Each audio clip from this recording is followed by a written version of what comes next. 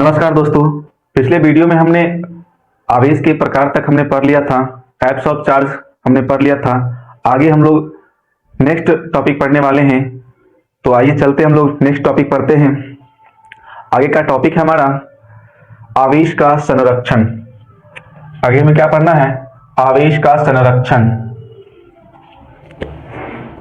आवेश का संरक्षण,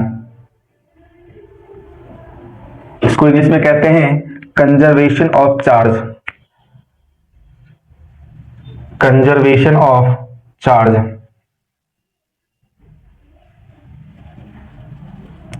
कंजर्वेशन ऑफ चार्ज देख लेते हैं क्या होता क्या है ये आवेश का संरक्षण। तो आवेश का संरक्षण,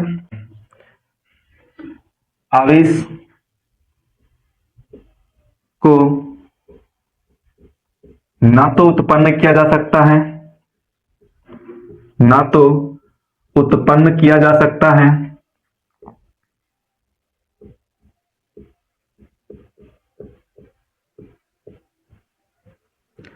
और न ही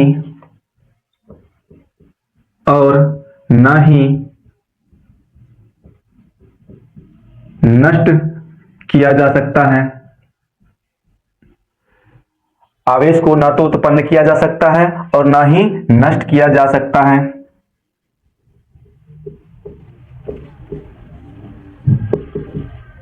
इसे केवल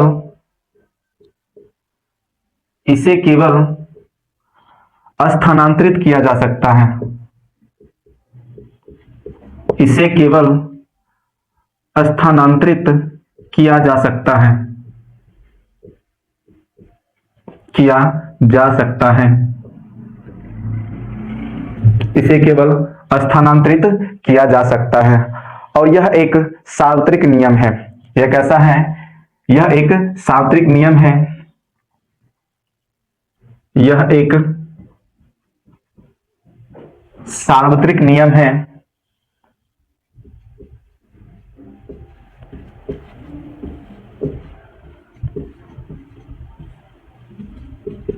यह एक सार्वत्रिक नियम है।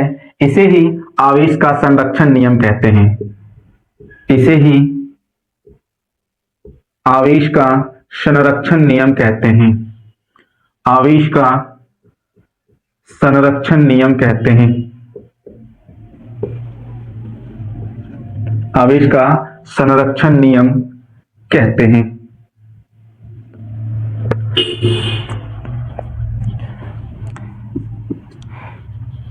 किसी पृथक्करण निकाय,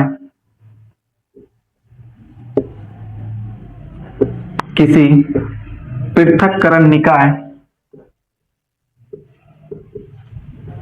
का कुल आवेश का बीजगणितीय योग नियत होता है। कुल आवेशों का बीजगणितीय योग नियत होता है। कैसा होता है? नियत होता है।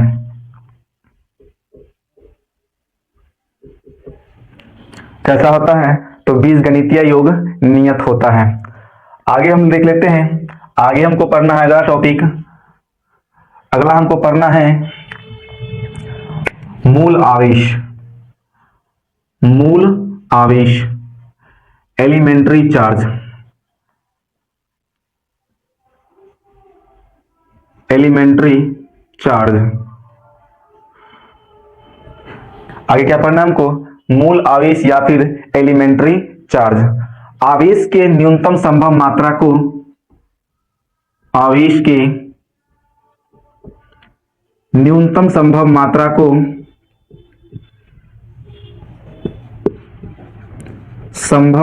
को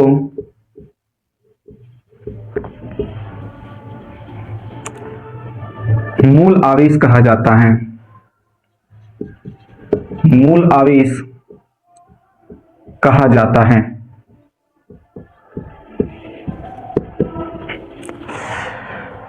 आवेश के न्यूनतम संभव मात्रा को मूल आवेश कहा जाता है। इस न्यूनतम मात्रा को, इस न्यूनतम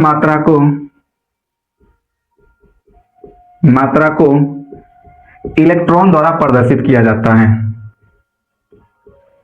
इलेक्ट्रॉन द्वारा प्रदर्शित किया जाता है। इलेक्ट्रॉन द्वारा प्रदर्शित किया जाता है।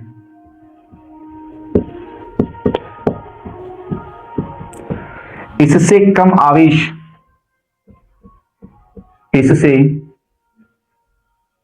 आवेश का कोई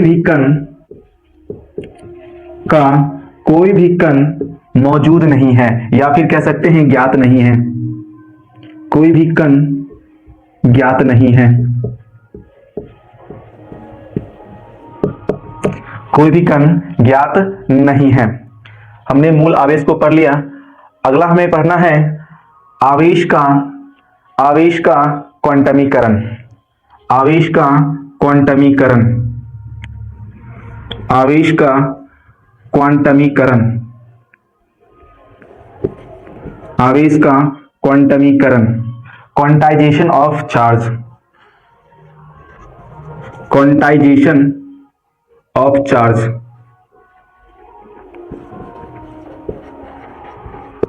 आगे हमको क्या पढ़ना है? क्वांटाइजेशन ऑफ चार्ज पढ़ना है। आवेश का क्वांटमीकरण। आवेश का क्वांटमीकरण किसे कहते हैं? आवेश का मात्रा सदैव पूर्ण गुणज के रूप में होता है। सदैव पूर्ण गुणज के रूप में, सदैव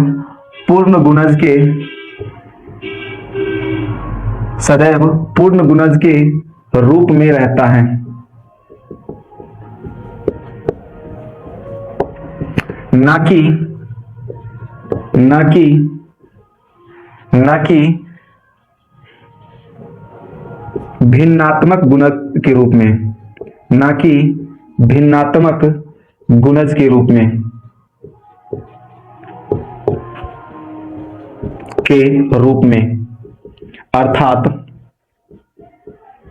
अर्थात आवेश का अनिश्चित रूप से विभाजित नहीं किया जा सकता है। अर्थात आवेश को अनिश्चित रूप से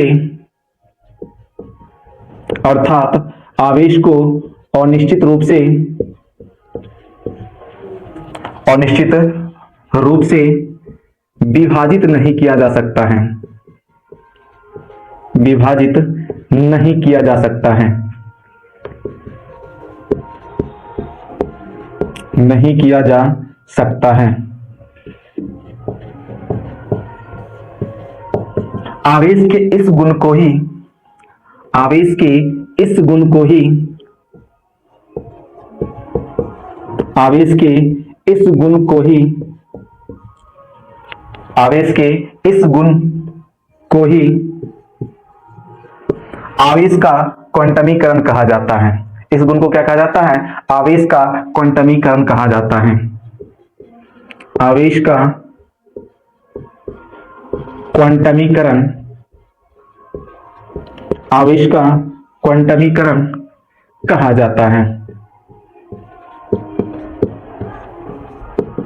अथवा इसे ही आवेश का परमाणुकता भी कहते हैं। अथवा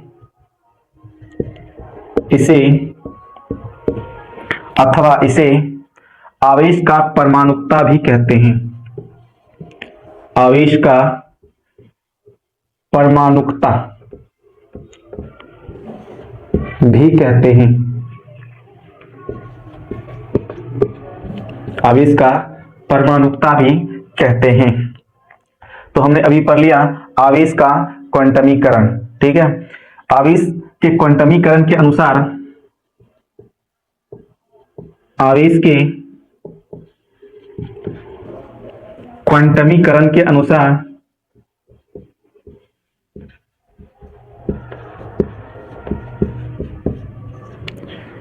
Q बराबर प्लस माइनस NE, जहां N जहां n कोई पूर्णांक संख्या होता है, जहां n क्या होता है, कोई पूर्णांक संख्या होता है। पूर्णांक संख्या कहने का तात्पर्य है कि n का मान नेगेटिव भी ले सकते हैं और पॉजिटिव भी ले सकते हैं। तो यहां तक आप फिलहाल लिख लीजिए या फिर इसका स्क्रीनशॉट ले लीजिए, आगे देखते हैं। आवेश के क्वांटमीकरण से रिलेटेड कुछ क्वेश्चंस कर लेते हैं, कुछ न्यूमेरिकल्स कर लेते हैं। क्वेश्चन कुछ ये है कि अल्फा कण पर कुल कितने आवेश होते हैं। अल्फा कण पर कितने आवेश होते हैं, कितने आवेश होते हैं। अल्फा कण पर कितने आवेश होते हैं। तो इसका हल देख लेते हैं हम लोग, हल देख लेते हैं। हम जानते हैं कि अल्फा कण जो होता है वो हीलियम के जैसा होता है। अल्फा कण जो होता है हीलियम के बराबर होता है, अर्थात इसके परमाणु द्रव्यमान 4 और परमाणु संख्या कितनी होती है, 2 होती है। अर्थात हमारे पास इलेक्ट्रॉन कितना होता है, तो 1.6 इंटू 10⁻⁻19 कूलाम होता है। और n का मान पता चल गया कि यहाँ 2 इलेक्ट्रॉन है। कितने हैं, n बराबर 2 है। और पूछा क्या जा रहा है, हमको आवेश पूछा जा रहा है, अर्थात हमको Q का मान पूछा जा रहा है। किसका मान पूछा जा रहा है, Q का मान पूछा जा रहा है। तो आवेश के क्वांटमीकरण के अनुसार, आवेश के क्वांटमीकरण के अनुसार, आवेश के क्वांटमीकरण के अनुसार Q बराबर क्या होता है, प्लस माइनस Ne। क्या होता है, प्लस माइनस Ne। ठीक है, तो यहां पर हम लोग मान रख लेते हैं। Q हमें पूछा जा रहा है और n का मान 2 है और इलेक्ट्रॉन का मान 1.6 इंटू 10⁻⁻19 कूलाम। तो इस तरह से आवेश का मान निकल गया 3.2 इंटू 10⁻⁻19 कूलाम। ये रहा हमारा फाइनल आंसर।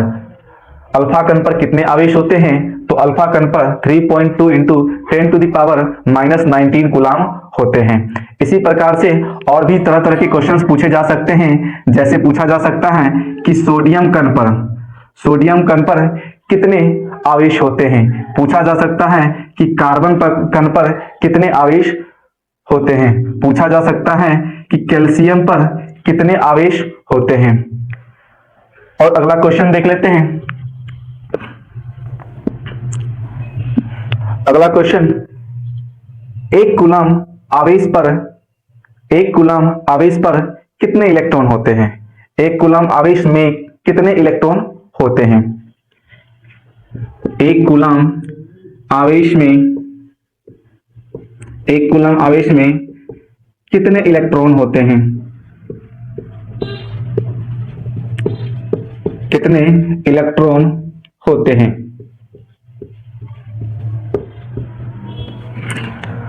इसका हल देख लेते हैं हम लोग, हल देख लेते हैं। यहां पर देखना, आवेश हमको दिया हुआ है 1 कूलाम। कितना दिया हुआ है, 1 कूलाम दिया हुआ है। इलेक्ट्रॉन कितना होता है, 1.6 इंटू 10⁻⁻19 कूलाम। और यहाँ n बराबर हमें पूछा जा रहा है, कितने आवेश, कितने इलेक्ट्रॉन होते हैं। तो हम लोग जानते हैं आवेश के क्वांटमीकरण से, आवेश के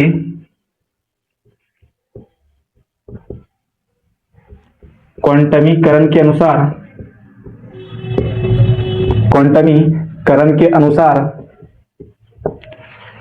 Q बराबर Ne। तो यहां पर हम लोग n का मान पूछ रहा था, तो n बराबर क्या हो जाएगा, Q बाय E हो जाएगा। क्या हो जाएगा, Q बाय E हो जाएगा। तो यहां पर मान रख लेते हैं 1 बाय 1.6 इंटू 10⁻⁻19। कितना हो गया, 1 बाय 1.6 इंटू 10⁻⁻19। इसको जब हम सॉल्व करेंगे तो इसका मान आता है 6.25 into 10 to the power 18।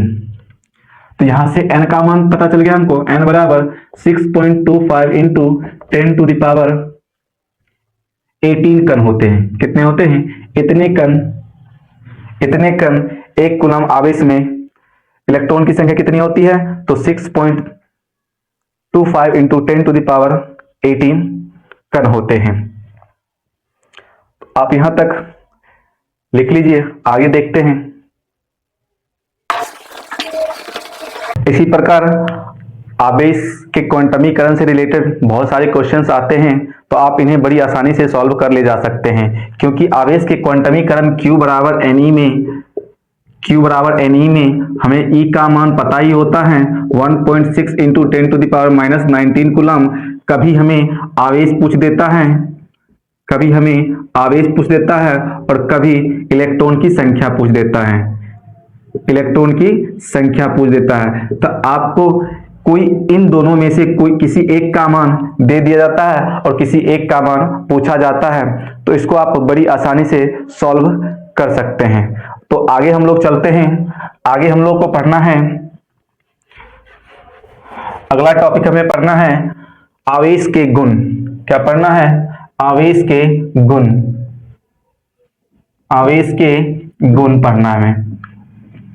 Properties of charge.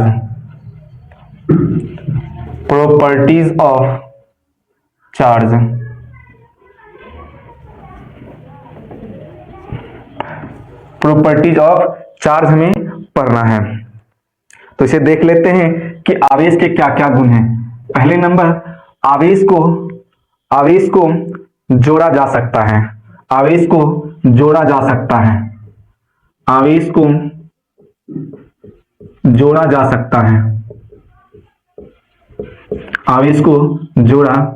सकता है। एग्जांपल्स देख लीजिए आप। जैसे हमारे पास है 5 coulomb minus 3 coulomb plus 2 coulomb minus 1 coulomb. इसको जब हम जोड़ते हैं तो टोटल हो जाता है 5 2 7 कूलम और 7 कूलम माइनस 4 कूलम, तो ये हो जाएगा प्लस 3 कूलम। या फिर हम देख लेते हैं minus 5 coulomb plus 2 coulomb plus 3 coulomb minus 3 coulomb. तो ये टोटल जोड़ने पर 5 3 8 कूलम प्लस माइनस में आया और 5 कूलम प्लस में आया, तो टोटल माइनस 3 कूलम हो गया। तो हमारा आवेश के गुण में पहला हो गया, आवेश को जोड़ा जा सकता है। दूसरा हम देख लेते हैं। दूसरा, आवेश का क्वांटमीकरण होता है। आवेश का क्वांटमीकरण होता है। आवेश का क्या होता है? क्वांटमीकरण होता है। ये आवेश का दूसरा गुण हो गया। तीसरा गुण, आवेश का संरक्षण होता है। क्या होता है? आवेश का संरक्षण होता है। तीसरा क्या हो जाएगा? आवेश का संरक्षण होता है। आवेश का संरक्षण होता है। पॉइंट नंबर 4 देख लेते हैं। दो समान प्रकार के आवेश एक दूसरे को प्रतिकर्षित करते हैं, जबकि दो असमान प्रकार के आवेश एक दूसरे को आकर्षित करते हैं। दो समान प्रकार के आवेश एक दूसरे को प्रतिकर्षित करते हैं। एक दूसरे को प्रतिकर्षित करते हैं। एक दूसरे को प्रतिकर्षित करते हैं, जबकि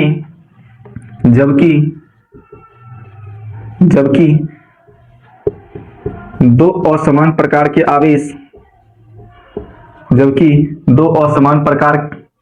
आवेश एक दूसरे को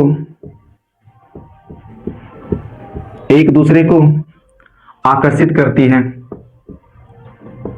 एक दूसरे को आकर्षित करती हैं। दो समान प्रकार के आवेश एक दूसरे को प्रतिकर्षित करती है, जबकि दो असमान प्रकार के आवेश एक दूसरे को आकर्षित करती है। देख लीजिए, जैसे अगर हमारे पास दो प्लस प्लस चार्जेज हो या दो माइनस माइनस चार्जेज हो तो इन दोनों के बीच प्रतिकर्षण होता है। क्या होता है? प्रतिकर्षण होता है, रिपल्सन होता है, रिपल्सन होता है। जबकि अगर हमारे पास एक पॉजिटिव चार्ज हो और दूसरा नेगेटिव चार्ज हो, अथवा एक नेगेटिव चार्ज हो या एक पॉजिटिव चार्ज हो, तो इन दोनों के बीच आकर्षण होता है, आकर्षण होता है, अट्रैक्शन होता है। क्या होता है? अट्रैक्शन होता है। पॉइंट नंबर 5 देख लेते हैं। आवेश अपरिवर्तनीय होता है। आवेश अपरिवर्तनीय होता है, अपरिवर्तनीय होता है। आवेश कैसा होता है? अपरिवर्तनीय होता है। कैसा होता है आवेश? अपरिवर्तनीय होता है। अर्थात आवेश को हम लोग परिवर्तित नहीं कर सकते हैं, लेकिन इसे हम स्थानांतरित जरूर कर सकते हैं। इसे हम क्या कर सकते हैं? स्थानांतरित कर सकते हैं, लेकिन परिवर्तन नहीं कर सकते हैं।